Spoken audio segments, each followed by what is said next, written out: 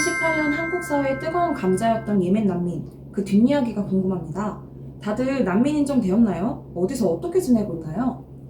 네, 그 2018년 6월 제주도를 통해서 들어온 500여 명의 이제 예멘 난민분들이 한국에서 난민 신청을 하셨습니다. 그 이후로 한국 사회가 거의 분열에 가까운 어떤 의견 대립을 보이는 것을 저희가 목도를 했는데요. 정작 그 뒤에 그 많은 분들이 난민으로 인정되었는지, 그분들 지금은 어디 계신지 이런 부분들은 잘 모르고 계신 것 같습니다. 500여 명, 사실 정확하게 말하면 484명의 예멘 분들, 그 당시 난민 신청을 하셨던 그분들 중에 단 2명이 난민으로 인정되었습니다. 이거를 굳이 수치화를 하자면 이제 0.41% 정도가 되는데요.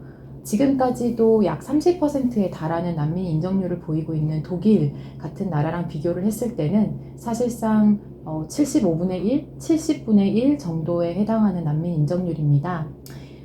그리고 나머지 484명 중에서 난민으로 인정된 2명 이외에 412명이 인도적 체류 지위를 받았습니다. 그리고 당시 난민 신청자 지위에서는 이제 일을 할 수 있었는데요. 제주도를 출도할 수 없다라는 그 어떤 제한이 있었기 때문에 신청자 지위에 계셨던 많은 분들이 뭐 제주도 귤농장이라든지 아니면 어선 혹은 이제 돼지 그 사육장 이런 데서 일을 많이 하셨습니다. 나중에 인도적 체류자 지위 그리고 난민 인정자 지위를 받으신 분들이 제주도에 계신 분들도 있지만 사실 대부분의 분들은 거의 수도권 제주도를 떠나서 수도권 외곽 지역에서 자리를 잡아 생활하고 계십니다. 난민 인정자와 인도적 체류자는 무슨 차이가 있는 건가요? 네, 이 난민 신청자가 난민 협약상의 난민 기준을 이제 충족하지 않지만 본국으로 돌아갔을 때 여전히 생명이나 신체의 현저한 위협에 처할 수가 있다라고 판단이 될 때 보호를 제공하는 것, 임시적인 보호를 제공하는 것을 이제 인도적 체류 지위라고 우리나라에서는 부르고 있습니다. 근데 사실 인도적 체류자랑 난민 인정자 지위냐 둘 다 똑같은 거 아니냐, 우리는 충분히 보호를 했다라고 말할 수 있지만 이 둘은 분명히 다른 점이 많습니다. 예를 들어 3년, 그러니까 난민 인정자 분들의 경우에는 체류만 해도 3년에 한 번씩 출입국에 가가지고 연장을 하게 됩니다. 그럼 상대적으로 이렇게 안정된 체류를 할 수 있는 것과 달리 인도적 체류자의 경우에는 매년 그러니까 1년마다 출입국 사무소에서 해당 국가의 어떤 상황이나 이런 거를 고려해가지고 연장을 받아야 되기 때문에 체류적으로 불안정한 부분이 있고요.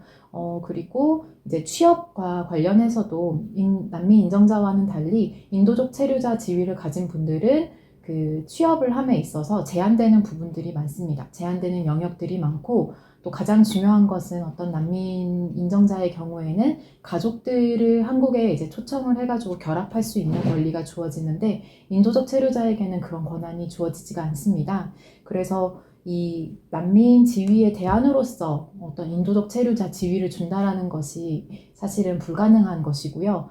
예멘의 경우, 우리가 방금 이야기했던 예멘의 경우에도 사실 전 세계적으로 봤을 때 예멘이 아직까지도 굉장히 불안정한 내정 상태에 있고 그 국민들의 삶이 굉장히 피폐하기 때문에 근시일 내에 바로 이 상황이 바뀔 수 없다라는 것을 객관적으로 판단해서 대부분의 난민 협약 국가들이 이 예멘 난민 신청자들에게는 난민 지위를 인정하고 있습니다. 근데 그것과 달리 우리나라에서는 단 2명만 난민으로 인정을 하고 이제 인도적 체류 지위를 준 이제 정황이 있는 것이고요.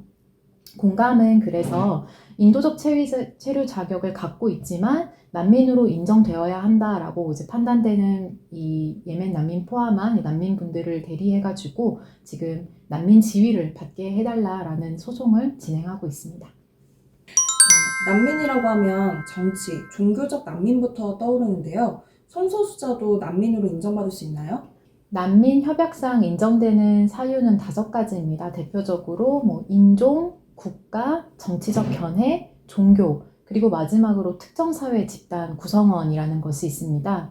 이 특정 사회 집단 구성원이라는 거는 한 집단이 본인들의 정체성의 핵심이 되는 내용을 공유하고 있고 그 내용으로 인해서 해당 국가에서 박해를 받는 정황이 있는데 그 국가가 그것에 대해서 보호를 해주지 않을 때 이제 특정 집단의 구성원으로서 다른 나라에서 보호를 요청할 수가 있는데요. 우리나라 대법원도 성적 지향 혹은 성별 정체성을 이유로 하는 난민 신청자들에 대해서 특정 사회 집단 구성원으로서 난민 신청을 할 수 있다라고 판단을 하고 있습니다.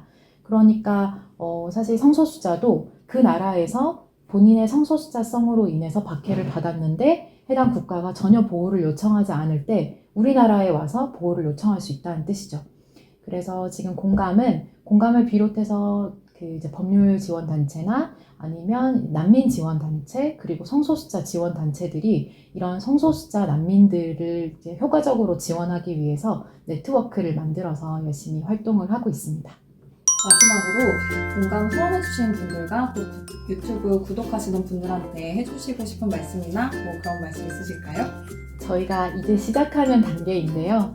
앞으로 좀 더 재밌게 그리고 더 쉽게 인권이라는 내용을 알아갈 수 있도록 많이 준비를 하겠습니다. 구독과 좋아요 부탁드립니다. 감사합니다.